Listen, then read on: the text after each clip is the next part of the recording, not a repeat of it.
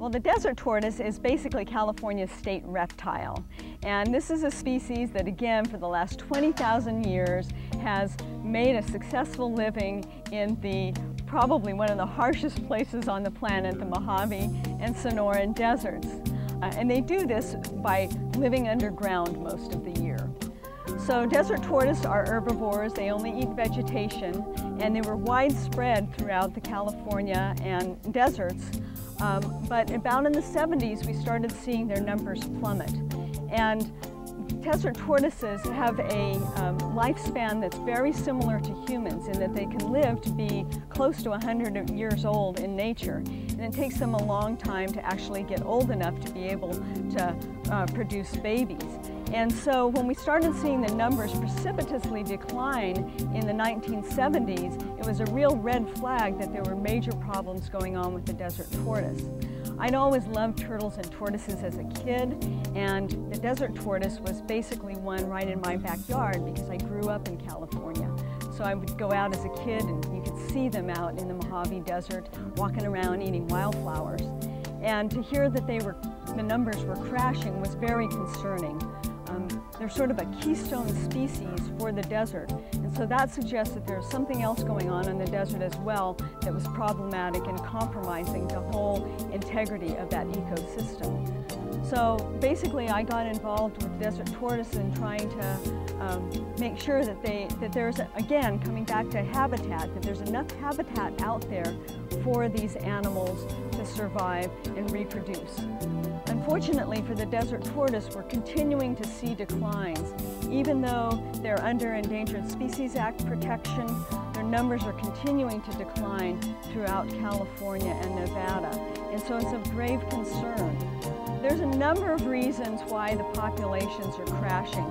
Part of the problem is because their habitat is being converted into other uses, whether that be poorly sited agricultural practices, whether that be off-road vehicles running over tortoises and burrows, whether that be roads just fragmenting the landscape.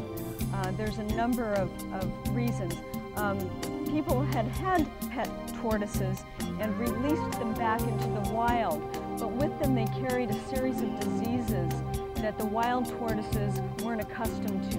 And there's been die-off because of diseases, and it's basically gone from the western part of the Mojave Desert and swept through the whole population to the east.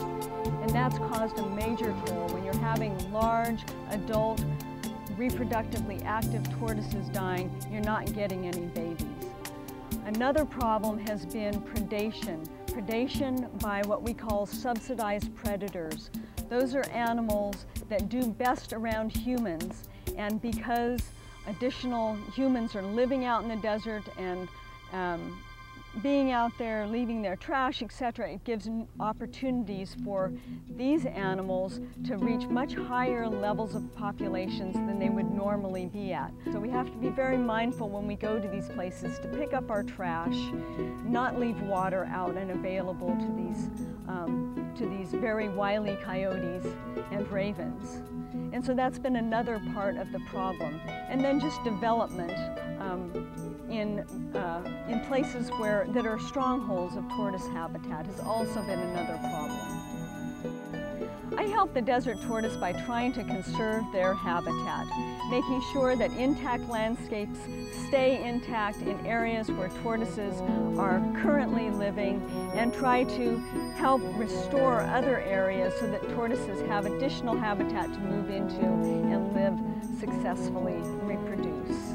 So a lot of that involves, again, looking at different projects that are proposed on desert landscapes and minimizing those impacts to tortoises and their habitat. I go into the desert frequently during the spring because that's when tortoises are most active.